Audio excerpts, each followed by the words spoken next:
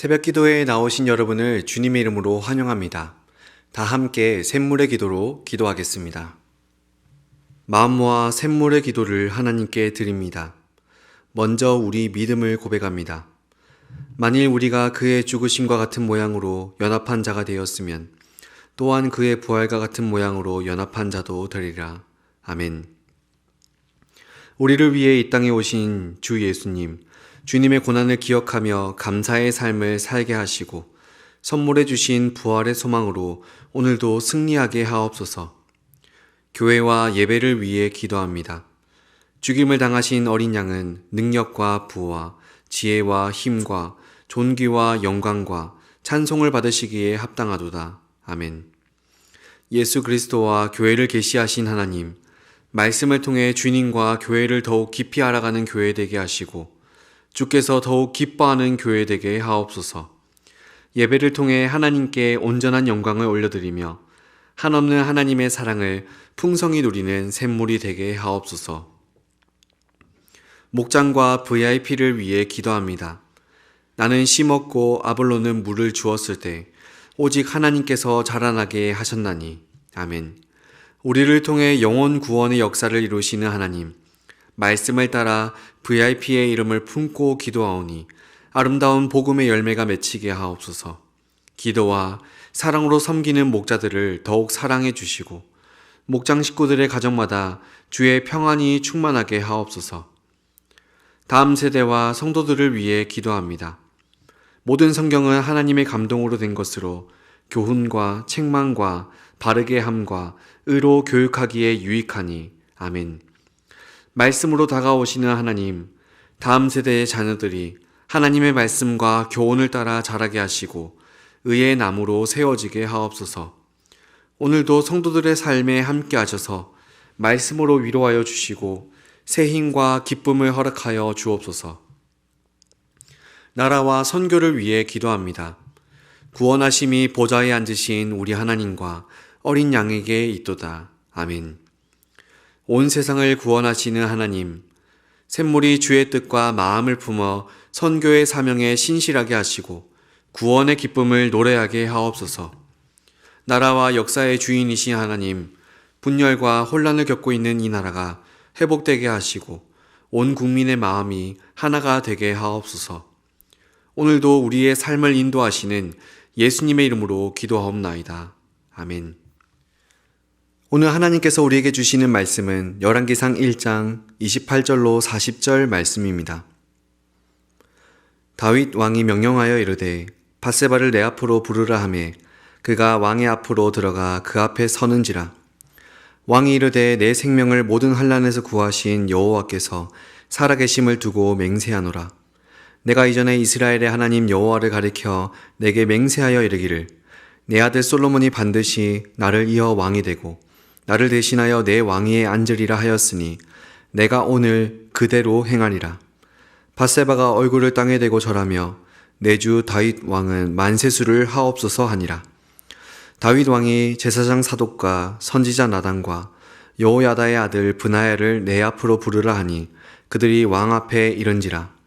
왕이 그들에게 이르되 너희는 너희 주의 신하들을 데리고 내 아들 솔로몬을 내 노새에 태우고 기온으로 인도하여 내려가고 거기서 제사장 사독과 선지자 나단은 그에게 기름을 부어 이스라엘 왕으로 삼고 너희는 뿔라파를 불며 솔로몬 왕은 만세수를 하옵소서 하고 그를 따라 올라오라. 그가 와서 내 왕위에 앉아 나를 대신하여 왕이 되리라. 내가 그를 세워 이스라엘과 유다의 통치자로 지명하였느니라. 여호야다의 아들 브나야가 왕께 대답하여 이르되 아멘. 내 주 왕의 하나님 여호와께서도 이렇게 말씀하시기를 원하오며 또 여호와께서 내 주 왕과 함께 계심같이 솔로몬과 함께 계셔서 그의 왕위를 내 주 다윗 왕의 왕위보다 더 크게 하시기를 원하나이다 하니라. 제사장 사독과 선지자 나단과 여호야다의 아들 브나야와 그렛 사람과 블렛 사람이 내려가서 솔로몬을 다윗 왕의 노새에 태우고 인도하여 기온으로 가서 제사장 사독이 성막 가운데에서 기름 담은 뿔을 가져다가 솔로몬에게 기름을 부으니 이에 뿔나팔을 불고 모든 백성이 솔로몬 왕은 만세수를 하옵소서 하니라.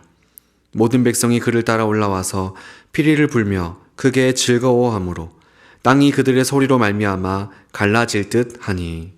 아멘. 오늘의 말씀은 흔들리는 세상, 흔들리지 않는 믿음입니다.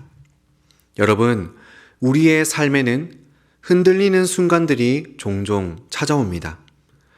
원치는 않지만 갑작스러운 질병이나 예상치 못한 재정적인 어려움이나 소중한 관계의 위기 등 다양한 위기들이 찾아올 수 있는 겁니다. 여러분, 이런 때에 우리는 과연 무엇을 붙들어야 할까요? 오늘 본문에서 다윗은 자신의 왕국이 흔들릴 때 무엇을 붙잡았는지를 보여줍니다. 이 시간 다윗의 모습을 주목해 보면서 세상이 흔들릴 때 과연 우리는 무엇을 붙들어야 하는지를 함께 생각해 보겠습니다. 첫째로 세상이 흔들릴 때 우리는 무엇을 붙들어야 하는가? 하나님의 약속, 하나님의 약속을 붙들어야 합니다. 29절을 보면 노쇠한 다윗이 갑자기 깨어납니다. 그동안 우리는 1장 앞부분에서 다윗이 얼마나 연약한 상태에 있었는지를 보았습니다. 이불을 덮어도 더 이상 따뜻해질 수 없는 노인의 상태에 이르렀죠. 그런데 그런 다윗이 기운을 차리고 말을 하기 시작합니다. 29절을 보십시오. 내 생명을 모든 환난에서 구하신 여호와께서 살아계심을 두고 맹세하노라. 여러분, 이것은 단순한 맹세가 아닙니다. 다윗은 일생 동안 하나님께서 자신을 어떻게 구원해 오셨는지를 회상하고 있습니다. 아마 이 순간 그는 지난 날을 떠올리며 추억했을 겁니다. 골리앗과의 싸움, 사울의 추격, 압살롬의 반역 등 모든 환난 속에서 자신을 건져주신 하나님의 손길을 떠올렸던 것입니다. 그래서 그는 가장 흔들리는 그 순간에 흔들리지 않는 하나님의 약속을 붙잡습니다. 하나님께서 내 아들 솔로몬을 왕으로 삼겠다 약속하셨기에 다윗은 그 약속에 자신의 모든 것을 내걸고서 그 약속을 그대로 행하겠다고 말한 것입니다. 그래서 30절의 끝부분을 보시면 그가 이렇게 고백합니다. 내가 오늘 그대로 행하리라. 여러분, 이런 모습이 하나님의 약속을 신뢰하는 자가 보여주는 담대함입니다. 그런데 여러분, 우리의 삶에도 동일하게 적용되지 않겠습니까? 폭풍이 몰아치고 모든 것이 불확실할 때 우리는 과연 무엇을 의지하고 있습니까? 다윗은 모든 것이 불확실한 그 상황에서 하나님의 약속, 흔들리지 않는 하나님의 약속을 붙잡았습니다. 세상은 우리를 흔들려고 하지만, 위협하지만 하나님의 약속은 결코 흔들리지 않습니다. 혹시 이 자리에 계신 여러분 중에 건강의 문제, 관계의 문제, 또 미래에 대한 불안 등 거센 폭풍 가운데 계신 분이 있으시다면 다윗과 같이 하나님의 약속을 붙들 수 있도록 기도합시다. 그 약속이 여러분을 지켜줄 것입니다. 둘째로 세상이 흔들릴 때 우리는 무엇을 붙들어야 하는가? 담대한 행동을 붙들어야 합니다. 32절로 33절을 보면 다윗이 약속을 붙든 후 무엇을 합니까? 가만히 앉아서 기다렸을까요? 아닙니다. 그는 즉시 결단한 것을, 입으로 뱉은 말을 행동에 옮기기 시작합니다. 다윗의 명령을 보십시오. 그는 결단을 행동으로 옮기기 위해 이러한 지시들을 내립니다. 32절로 33절입니다. 다윗 왕이 이르되 제사장 사독과 선지자 나단과 여호야다의 아들 브나야를 내 앞으로 부르라 하니 그들이 왕 앞에 이른지라. 왕이 그들에게 이르되 너희는 너희 주의 신하들을 데리고 내 아들 솔로몬을 내 노새에 태우고 기온으로 인도하여 내려가고. 아도니아는 은밀하게 모의하며 계략을 꾸미고 있었습니다. 하지만 다윗은 당당하게 하나님의 약속을 실행하며 온 세상에 그 사실을 선포하도록 인도합니다. 다윗은 너무나 담대했습니다. 이것이 약속을 믿는 자가 보이는 담대함인 것입니다. 여러분, 이러한 원리는 우리의 삶에도 동일하게 적용해 볼 수 있습니다. 세상이 흔들릴 때 많은 사람들은 불안해하고 또 때로는 엉뚱한 것을 붙잡으며 거기에 소망을 두려고 합니다. 그러나 성경은 우리에게 그런 상황에서도 무엇을 하라고 권면하는가? 그분의 약속을 믿고 그에 따라 담대하게 행동할 것을, 담대한 행동을 붙잡고서 실행에 옮길 것을 보여줍니다. 여러분, 오늘 우리의 삶에서 필요한 담대한 행동은 무엇입니까? 하나님께서 약속하셨지만, 그래서 찔림을 받고 있지만 아직 행동에 옮기지 못한 것들이 있으십니까? 여러분, 이 시간 믿음에는 반드시 행함이라는 열매가 나온다는 사실을 기억하시기 바랍니다. 그러면서 우리 함께 간구합시다. 불안이 엄습해오는 그 상황에서도 담대한 행동을 믿음으로 나타내 보이는 우리가 되게 해달라고 간구하는 저와 여러분이 되기를 간절히 바랍니다. 마지막 세 번째로, 세상이 흔들릴 때 우리는 무엇을 붙들어야 하는가? 흔들리지 않는 하나님의 약속과 담대한 행동을 붙들어야 한다고 했는데, 마지막 셋째로는 신실한 공동체를 붙들어야 합니다. 36절로 37절을 보십시오. 여호야다의 아들 브나야가 왕께 대답하여 이르되, 아멘, 내 주 왕의 하나님 여호와께서도 이렇게 말씀하시기를 원하오며, 또 여호와께서 내 주 왕과 함께 계심같이 솔로몬과 함께 계셔서 그의 왕위를 내 주 다윗 왕의 왕위보다 더 크게 하시기를 원하나이다 하니라. 우리는 이 본문에서 하나님의 약속이 어떻게 공동체를 통해 성취되는지를 봅니다. 노쇠한 다윗이 아무리 계획을 세우고 그것을 행동에 옮기려고 해도 혼자서 그 일을 온전히 감당할 수 있었을까요? 아닙니다. 그에게는 신실한 동력자, 공동체가 필요했습니다. 그런 맥락에서 브나야의 응답에 주목해 보시기 바랍니다. 다윗이 명령하자 그가 뭐라고 합니까? 그의 말에 아멘이라고 답합니다. 이것은 단순한 동의어가 아닙니다. 히브리어로 아멘은 그렇게 되기를 이라는 의미로서 확신과 헌신의 선언입니다. 브나야는 지금 다윗의 명령을 자신의 것으로, 그리고 무엇보다 하나님의 뜻으로 받아들였습니다. 이뿐만 아니라 브나야는 다윗을 위해서, 심지어 솔로몬을 위해서 기도합니다. 그의 왕위가 내 주 다윗 왕위보다 더 크게 되기를 원하나이다. 여러분, 이것이 신실한 공동체가 보여주는 아름다운 모습입니다.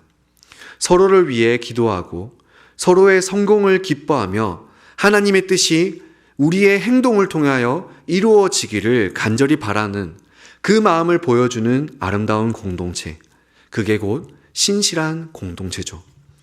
사랑하는 성도 여러분, 세상이 흔들릴 때, 우리의 삶의 기초가 흔들리는 것 같을 때 우리는 결코 혼자서 일어설 수 없습니다. 그래서 우리에게는 무엇보다 가장 소중하게 하나님이 필요합니다. 그리고 동시에 하나님이 붙여주신 신실한 공동체가 필요합니다. 브나야처럼 아멘이라고 화답할 수 있는 동력자, 사독과 나단처럼 자신의 역할을 감당하는 지도자들, 그리고 서로를 위해 기도하며 한 걸음 더 나아가 함께 기뻐하고 하나님을 찬양할 수 있는 그런 공동체가 우리에게 필요한 것입니다. 우리 모두 행복한 샘물 공동체, 아름다운 목장에 속해 있지 않습니까? 이 하루 주님이 붙여주신 이 공동체를 소중히 여기고 붙여주신 관계를 더욱 굳게 붙잡는 우리가 되기를 바랍니다. 하나님 안에서 서로 이어지는 것을 경험할 때 어떤 환난을 마주한다 하더라도 흔들리지 않게 될 줄 믿습니다. 말씀을 정리합니다. 오늘 말씀을 통해서 우리는 세상이 흔들릴 때 무엇을 붙들어야 하는지를 생각해 보았습니다. 그것은 하나님의 약속, 담대한 행동, 그리고 신실한 공동체라고 했습니다. 거듭 여쭈어 봤지만 혹시 이 자리에 계신 분 중에 삶의 근간이 흔들리는 분이 계십니까? 어떤 혼란과 불확실함 가운데 서 계십니까? 그렇다면 다윗처럼 세 가지를 붙들어 보시기 바랍니다.